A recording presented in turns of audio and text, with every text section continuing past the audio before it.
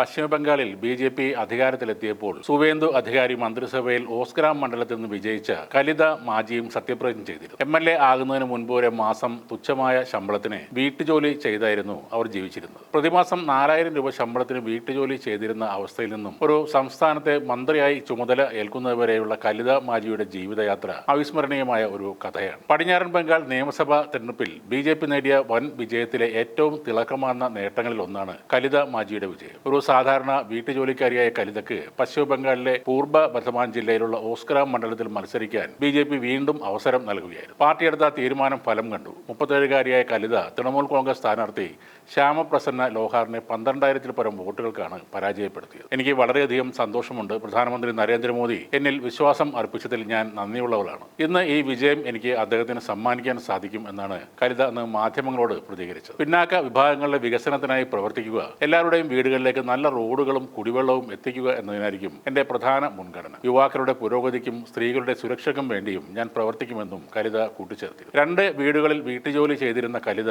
ഉസ്കാര മുനിസിപ്പാലിറ്റിയിലെ 3-ാം വാർഡിലാണ് താമസം. ഇവരുടെ ഭർത്താവ് സുബ്രത മാജി ഒരു പ്ലംബറാണ്. കഴിഞ്ഞ 10 വർഷത്തിലേറെയായി സജീവ രാഷ്ട്രീയത്തിലുള്ള കലിതയുടെ ജീവിതം മാറി മറിയുന്നത് ബോൽപൂർ ലോക്സഭാ മണ്ഡലത്തിന്റെ ഭാഗമായ പട്ടികജാതി സംവരണ സീറ്റായ ഓസ്ഗ്രാമിൽ നിന്നും മത്സരിക്കാൻ 2021-ലെ നിയമസഭാ ഇലക്ഷനിൽ ബി.ജെ.പി. അവർക്ക് ടിക്കറ്റ് നൽകിയപ്പോഴാണ്. എന്നാൽ 2021-ൽ ടി.എം.സി. സ്ഥാനാർത്ഥി അഭേദാനന്ദ തണ്ടാർ ഓസ്ഗ്രാം സീറ്റ് വിജയിച്ചു. അന്ന് കലിത 88,000 വോട്ടുകളുടെ 2-ാം സ്ഥാനത്താണ് എത്തിയത്. എന്നാൽ ഇത്തവണ 1,00,000-ൽ കൂടുതൽ വോട്ടുകൾ നേടിയാണ് കലിത വലിയ വിജയം സ്വന്തമാക്കിയത്. ബി.ജെ.പിയുടെ ആദ്യ സ്ഥാനാർത്ഥി പട്ടികയിൽ തന്റെ പേര് പ്രഖ്യാപിച്ചതിന് പിന്നാലെ പ്രചാരണത്തിൽ ശ്രദ്ധ കേന്ദ്രീകരിക്കുന്നതിനായി ജോലിയിൽ നിന്ന് 1 മാസത്തെ അവധിയെടുത്തതായും കലിത പറയുന്നു. ഞാൻ വർഷങ്ങളായി ജോലി ചെയ്തിരുന്ന വീടുകളിലെ ആളുകൾക്ക് വലിയ സന്തോഷമുണ്ട്. അവർ എന്നെ അനുഗ്രഹിച്ചു. എനിക്ക് ആവശ്യമുള്ളപ്പോഴെല്ലാം അവർ എന്റെ ഒപ്പം നിന്നിട്ടുണ്ട്. ഇപ്പോൾ അവർ എന്നെ ഓർത്ത് അഭിമാനിക്കുന്നു എന്നാണ് കലിത പറയുന്നത്. ഒരു വീട്ടുജോലിക്കാരി എന്ന നിലയിലുള്ള തന്റെ ജീവിതം സാധാരണക്കാരന്റെ പ്രശ്നങ്ങളെക്കുറിച്ചും പാവപ്പെട്ടവരുടെ കഷ്ടപ്പാടുകളെക്കുറിച്ചും കൃത്യമായി മനസ്സിലാക്കാൻ സഹായിച്ചിട്ടുണ്ടെന്നും അവർ പറയുന്നു. ചികിത്സാ സൗകര്യങ്ങൾക്കായി ബർദ്വാൻ നഗരത്തിലേക്ക് യാത്ര ചെയ്യേണ്ടി വരുന്ന തന്റെ ഗ്രാമത്തിലെ ജനങ്ങളെ സഹായിക്കാൻ